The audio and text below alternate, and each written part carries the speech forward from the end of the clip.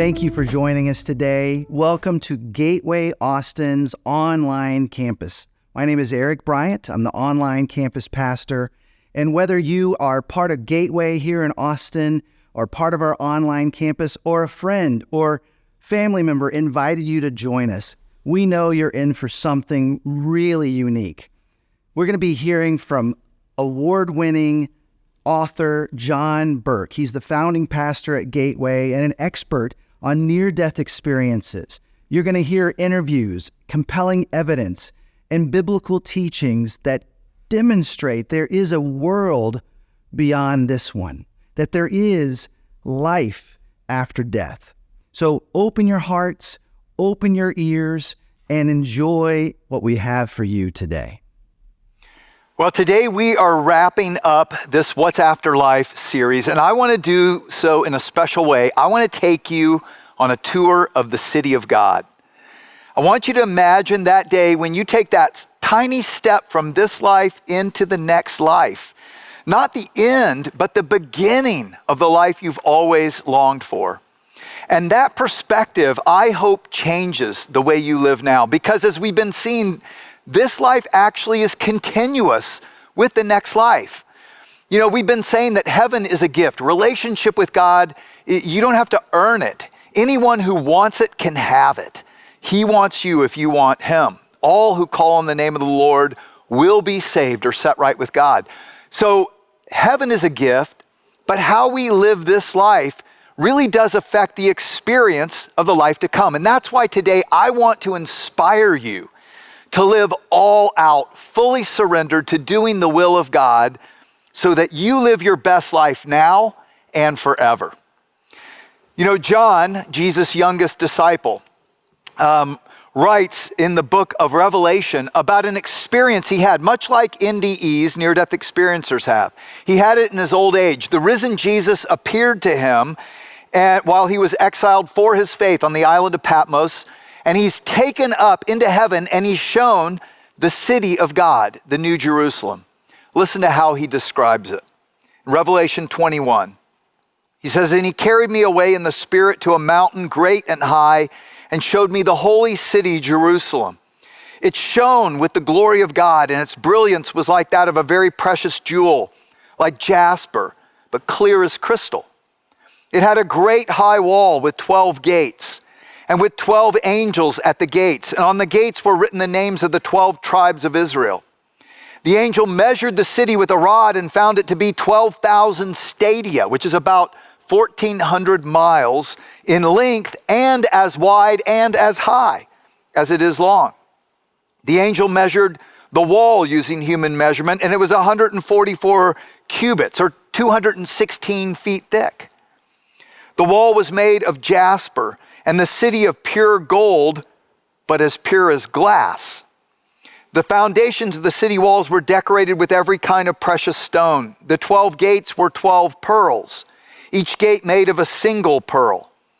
And the great street of the city was gold, but as pure as transparent glass. I did not see a temple in the city because the Lord God Almighty and the Lamb, Jesus, are its temple. The city does not need the sun or the moon to shine on it, for the glory of God is its light, and the Lamb is its lamp, and the nations will walk by this light, and the kings of the earth will bring their splendor into it. Nothing impure will ever enter it, nor anyone who does what is shameful or deceitful, but only those whose names are written in the Lamb's book of life." Now, I'll be honest, I used to read this, and I would have this picture of like a horrible 80s televangelist set, you know, like just cheesy gates with pearls and, you know, gaudy yellow brick road gold on streets, and it just did not appeal at all. And then I started to study what more and more NDEers describe, the very same place, but this is a world of mystical wonder.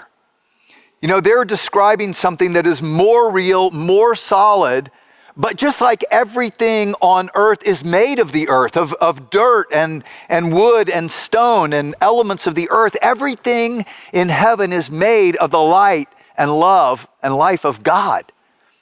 which trying to describe that is like trying to describe 3 dimensions of color in 2-dimensional black and white terms. It's just nearly impossible. And yet, as you listen to people who have died clinically and been resuscitated and experienced the city to come, it's a real city with real people and real beauty, but it's a place of mystical wonder. It's a place where those who love God get to live together forever. It's the place we will finally feel at home. Captain Dale Black was a commercial airline pilot, had a plane crash in Los Angeles. Everyone died. He came back to describe flying in to this city, the New Jerusalem, with 2 angels flanking him. Now listen to how this PhD, this aeronautical engineer, describes this very real place. And I want you to imagine the day that you come in to this beautiful place, this place you'll call home. Watch. In your book, you describe flying into, is it the New Jerusalem? What is it? And describe the beauty and what you saw. I get this incredible airborne view, a descending, slowing down airborne view of the city of gold. And it's a city that's walled. Over the city were majestic mountains that were as gorgeous as any that could be ever seen. However, they did not look that different than Earth. I wasn't disappointed by that. I'm not saying that. I noticed snow. So think about that. Snow. What does that mean? Atmosphere? Temperature? Snow? What's that all about? I noticed flying birds later. What does that mean? These are the kind of questions I ask. Yeah. Okay, if a bird is to fly, it can't be a vacuum. I'm hearing music. What does that mean? Music can't transfer in a vacuum. It has to be in an atmosphere. There's atmosphere here in heaven. Oh, what does that mean? You're flying, but you don't have wings. Right. I'm floating is what I would call it. I'm floating and coming in, descending. And finally, I come down and touch ground level for a while, and I'm hovering between 40 feet-ish and down. And but I recognize later, oh, there was gravity there. There is gravity. There is atmosphere. There's water. There are animals. So, oh, yeah. Oh, see, it all makes sense now. And this is a real place. I mean, Jesus talked about it his last night on earth. He said, I'm going to this place and you're going to follow me there. John experienced this same place, and Christian NDEers talk about it as well. And it's fascinating, as I've interviewed so many of them, that they all have slightly different perspectives. It's kind of like interviewing people around a street that saw an accident. They all see a little bit different perspective. They have a little bit different memories, but when you hear it all, it puts it together in this cohesive picture. And Dale here is describing paradise.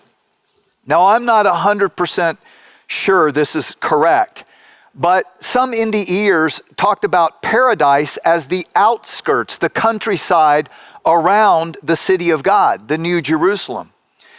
It's fascinating because Jesus said to the thief on the cross who professed faith in Jesus that last moment, he said, "Today you will be with me in paradise." And it's this gorgeous countryside like earth where many apparently start, and it kind of acclimates them to heaven. And they start on this journey toward the center, toward the place where God is. Because apparently not everybody is ready to go straight into the city and right up to the center.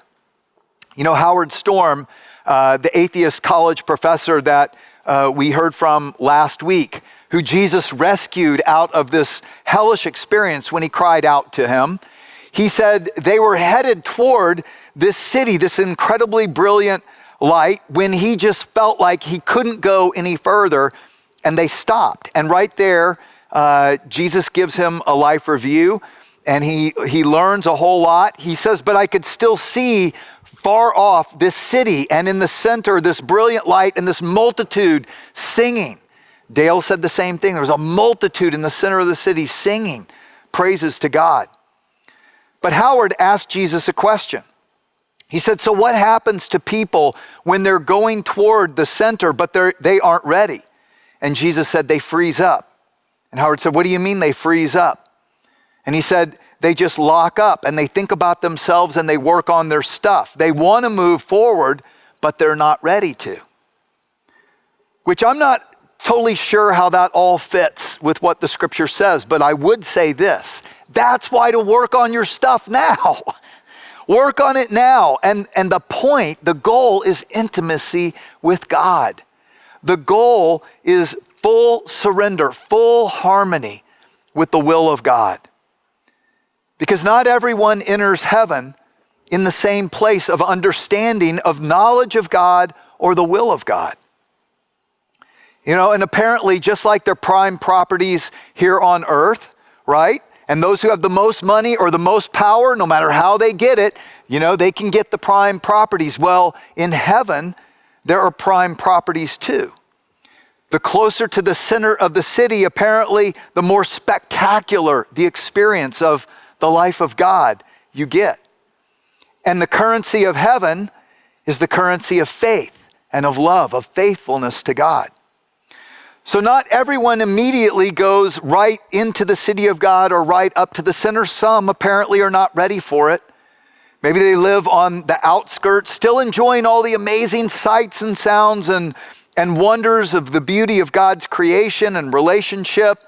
But those who have lived more fully surrendered have a more full experience of heaven.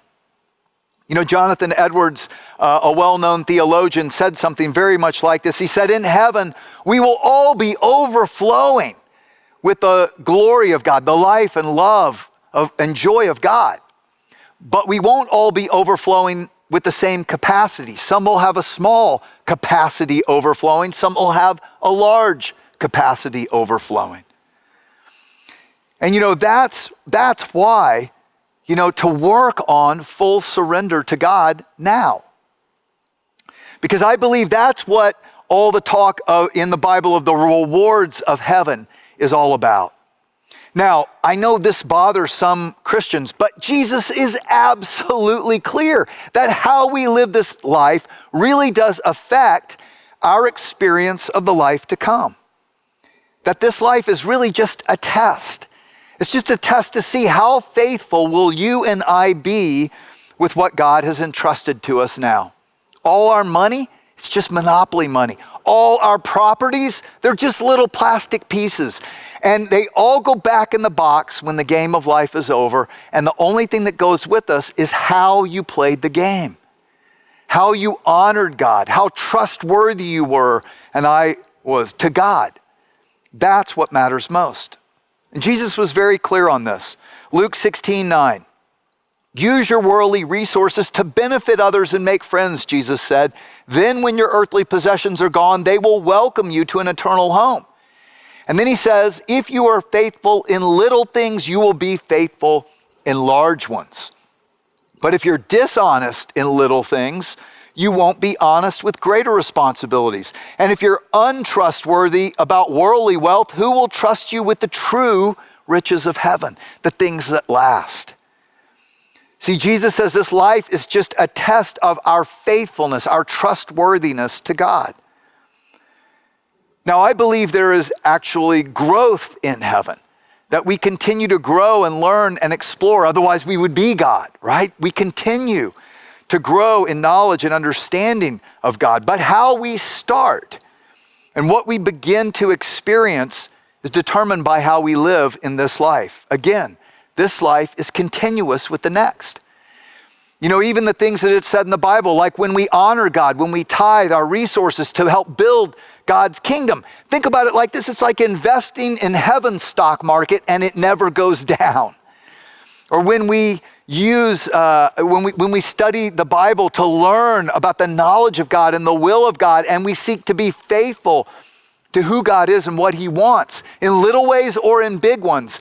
It's like we are coming into harmony with the God of the universe. We're moving toward the center. We'll be able to experience more of the glory of God right away. So imagine one day you're coming up to this city. you're going to see your new home. Jesus talked about this too. He said, in my Father's house are many dwelling places. I go to prepare a place for you. It's interesting, in this are two Greek words. My Father's house is the word oikos. It literally means a larger dwelling place for the extended family and relatives. And then are many dwellings, mone, which can mean house or mansion or any size dwelling. In other words, it's all home to you. All of God's city is home to you, but you will also have your own special dwelling place, created for you uniquely by the one who knows you best. Can you imagine? Can you imagine seeing the home that was designed by the creator of the universe, who knows you better than even you know yourself? Imagine that as you listen to this. I could see, we'll start from foreground to back, if you like. I could see the townships, as I call them, homes that people lived in, homes that were likely to be created for the people of heaven. Interestingly enough, they struck me by not so much the size as the architecture. I know nothing about architecture at all. I still don't. But I recognize that there was something divine about the architecture of the buildings. There were small, what we would call like condos here. There were single family residences that we would call here. There were huge palaces. And I could see that, but and this is all inside the wall? On the other side of the wall. I saw none of this. And how big is this city? I mean, can you tell? I could not tell, other than it was beyond the horizon both directions. There's countryside inside, so that it's gorgeous, beautiful, all of the adjectives times 1,000.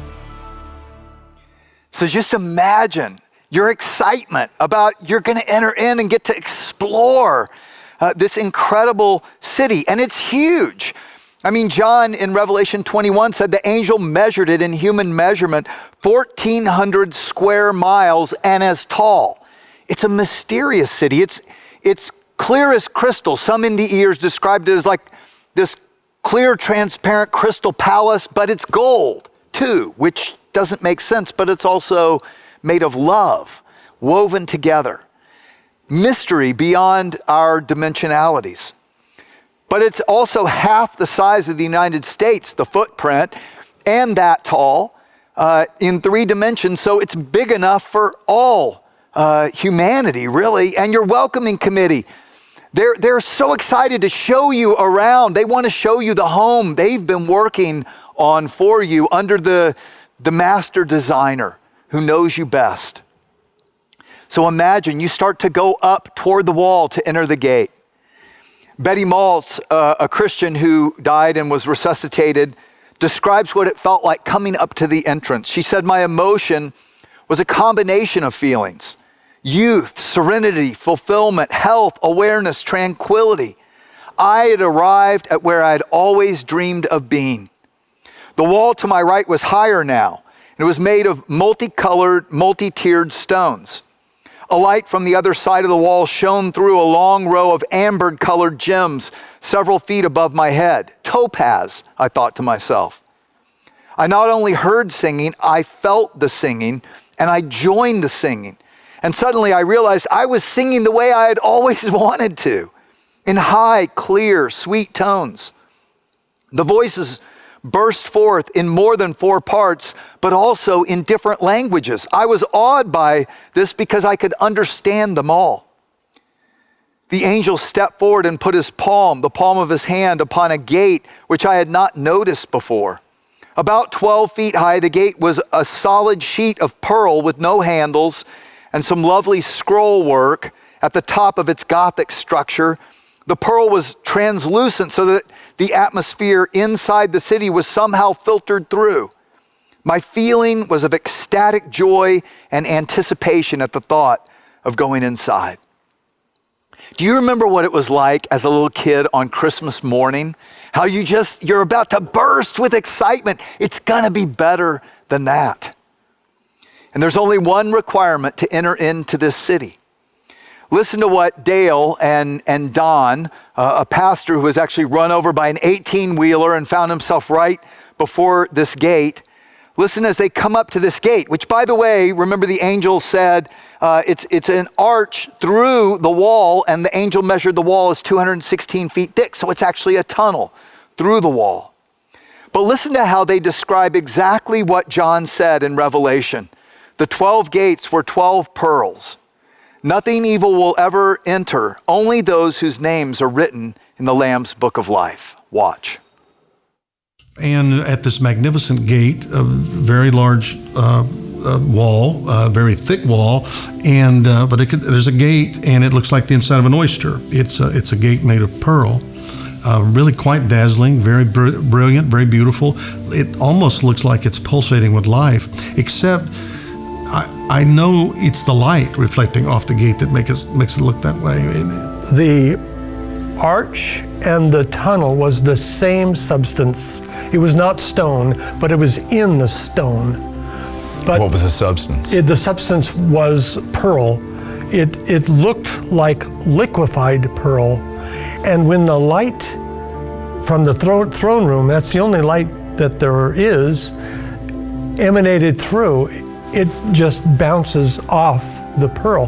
There's no shadows, and there's no darkness at all, and there's no need for unnatural or artificial light. And it is a sight to behold, and welcomed me to go through it, but I couldn't go through it at that time. Well, later I found, after I looked at this angel and looked over, I began to communicate from my heart to his heart. You know, would I be able to go through? Is that what you're wanting me to do? Because I really wasn't directing the shots, and I was in no position to say I want to do anything. The large angel, the largest one, which was standing to the side in front of the gate, began to move in front of the gate, and just lovingly, incredibly lovingly, let me know that, sure, I can come in if your name is written in the book. And the book opens, and it opens just to the right page, to the correct page. And in that page is my name. I began to understand that every human creation is written in this book. And unless their name is blotted out, I don't know anything, I don't know about this right now, but the name of my name was not blotted out. And that was seemingly important. I'm going, this is just an understanding that came to you? Everything comes into the heart. But you understood. I understood. That your name was in there, it was not blotted out. Not blotted so you think out. that was the book of life? I believe it is now that I've come back and read about it. I believe that's exactly what it was. And the first date was March 21st, 1949. I didn't recognize that date. And then there was June 27th, 1961, and that'll date me, but I don't care. You know, that dates me, but these are two dates that I couldn't, for the life of me, figure out their significance, and they're connected to my name.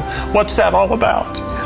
And everybody that's there, my two angels, the two other angels that are there, my welcoming committee's over there, everybody's just joyous. They're so full of love and joy. And I'm not worried, but I'm wondering what all this is and what are these numbers and what do they mean? And then I begin to understand, this is the day of my creation. This is when God created me. Not your birthday, before that. Yeah, not my birthday. But and the second date? And the second date was the day I received Jesus into my heart and life. And Jesus promised all this. In Revelation chapter 3, Jesus says, I will never erase their names from the book of life, but I will announce before my Father and his angels that they are mine. They are mine. See, that's the most important question. Are you his? Do you belong to him? And like we've been saying this whole series, if you want him, he wants you. All you have to do is tell him. And what Jesus did was died on the cross to pay for your sins, to make you worthy to enter in, because he pays for all our wrongs. Do you belong to him? If you don't know that for sure, give him your heart today. So imagine you're coming up to enter in, and they all say the same thing. Here's what Don Piper said as he was about to enter in. I continued to step closer to the gate, assuming I would go inside. My friends and relatives were all in front of me, calling, urging, inviting me to follow through this iridescent gate. As we came closer, the music increased and became more vivid. The closer we got, the more intense, alive, vivid everything became. Just as I reached the gate, my senses were even more heightened. I felt deliriously happy. Imagine that day, like Christmas morning, but so much better. And you go through the gate and you enter into this city bursting with life. You see gardens and parks and streets and trees and amphitheaters, but all of this otherworldly substance, not unlike earth, but new as well. You're trying to take it all in, and your relatives or your friends are showing you around, and then they bring you to your house. They've actually been helping construct it under the design of the great designer, God himself. And he has constructed something uniquely for you, perfectly suited for your taste. I mean, imagine that. And you notice as well that there are different homes from different periods of human history, all beautifully designed, perfectly suited for each inhabitant. And one of the most fascinating near-death experiences I studied actually came from the 1890s, way before medical resuscitation. Rebecca Springer talks about her brother-in-law showing her home that he had been a part of helping build for her and her husband, who hadn't come yet because he hadn't died yet, but many of her relatives had. And she described her home as this beautiful two-story with verandas, two-story verandas wrapping around, and marble columns and exquisite sitting rooms, things that you would love in the 1800s, maybe not now. And then she talked about how her relatives had homes nearby and how they would visit in each other's homes, and they would go and enjoy a day at the lake nearby. Yes, they're lakes, but get this, full of the water, the living water of God. In these lakes, you don't have to hold your breath. You can breathe underwater, and when you come out, you're dry, and you have this cleansing experience, this exhilarating experience that many NDEers say is like a healing. And by the way, all this is in the Bible, in the book of Revelation, and you can explore more of it in Imagine Heaven. It's wondrous, mysterious, but it's real. More real, they say, than this life. And then imagine Jesus comes and he explains to you the work that you'll be doing. Work? I thought this was retirement. No, there's work, but it's work when work is your passion. Have you ever had that kind of feeling when, you're just in the zone? That's what it's going to be like. In fact, Colton Burpo, a 4-year-old kid who had a near-death experience, once his father, who's a pastor, finally believed this was real, he asked him, he said, "What was your favorite part of heaven?" And Colton shocked him. He said, "My homework." He said, "Homework?" He said, "Yeah, Jesus would come and give me assignments to do. That was my favorite part." See, work in heaven is glorious. It's like when you've gotten lost in a project, when you're just in the zone. I watch my son right now as he has created a business around his passions, music and vocal coaching, and he just gets lost in it. Just time is irrelevant, right? When I wrote Imagine Heaven, it was like that. I got lost in the wonders of putting all this together. It wasn't like work. It was like time came to a standstill. That's the work of heaven. But by the way, you can start to experience it now. As you follow God, as you develop the gifts and passions he's given you, as you don't give in to fear, but you boldly follow him into what he's created you for. But there is work and responsibility in heaven. It's what we were created to do. You know, in Genesis 1, before the fall, before sin, before the frustration and decay and disease and computer viruses happened, work was blissful. It's what we were created to do, to co-create, to oversee with God. Listen to how Dr. Mary Neal describes the people inside the city busy about God's work. So coming up to this dome structure, maybe, was it a city? Could you tell? Was there something inside? Well, was there an entrance into it? There was an entrance. It was a big arched entrance and a wide threshold. What did that look like, that entrance? Well, similarly, it was almost like the old Roman block arches, but again, these blocks were seemingly solid looking, but not. They were really woven together with love, which is nonsensical. But that's, you were aware of a structure, yes, an arch. it seemed structural to me. And was there, the gate of heaven or a gate? It wasn't, there wasn't a gate. It was just an archway. Yeah. And I would say again that if I had any inclination that I was coming back, I would have tried to make more mental notes, because many of the questions are the same questions that I ask myself now.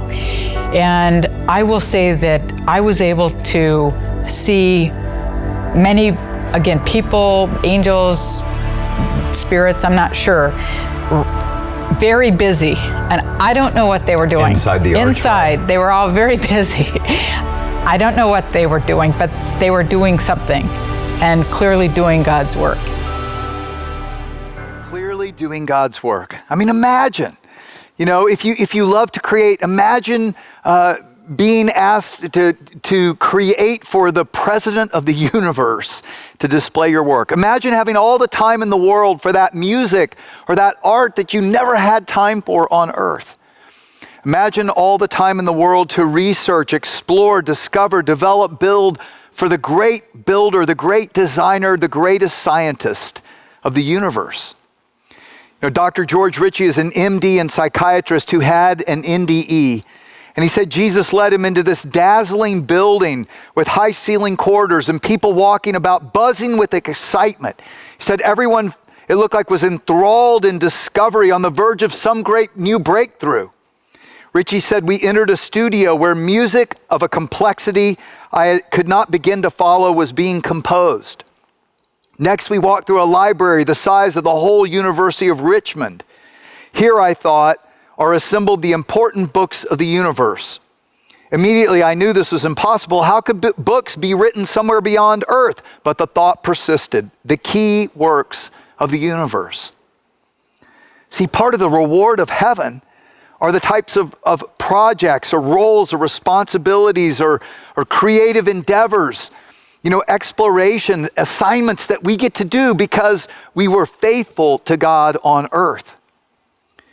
Jesus said, Matthew 19, I assure you that when the world is made new and the Son of Man sits on his glorious throne, you who have been my followers will sit on 12 thrones. He's speaking to his 12 disciples, judging or ruling the 12 tribes of Israel. See, ultimately, God is going to make everything new. Right now, heaven and earth are separated for a time. And we're experiencing heaven separate from earth. But one day, God is going to make everything new and rejoin all of it. And Jesus says, what we do in this life goes on into the next. And God rewards those who are faithful. In fact, Jesus gives a parable. He likens God to a wealthy man who is about to be made king, who entrusts his money to 10 servants and says, use it for my business purposes till I come back as king. And he returns as king. In Luke 19, the first servant responded, Master, I've invested your money and made 10 times the original amount. Well done, the king said. You're a good servant. You've been faithful with the little I entrusted you. Now you be governor over 10 cities as your reward. The next servant reported, Master, I invested your money and made 5 times the original amount. Well done, said the king.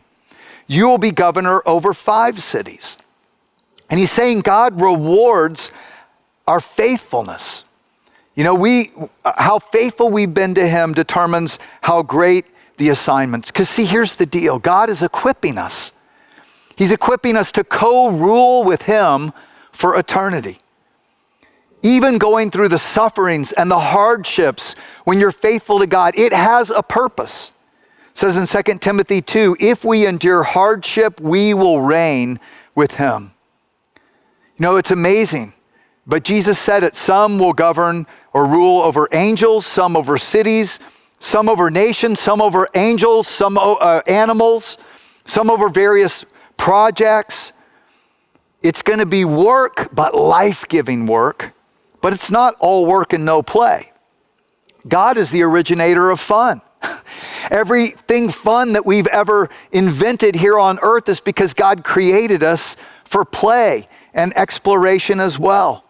If there's anything you love about, culture and exploration and fun, anything you've loved about this life, it's just a tiny taste of what God has in store for you.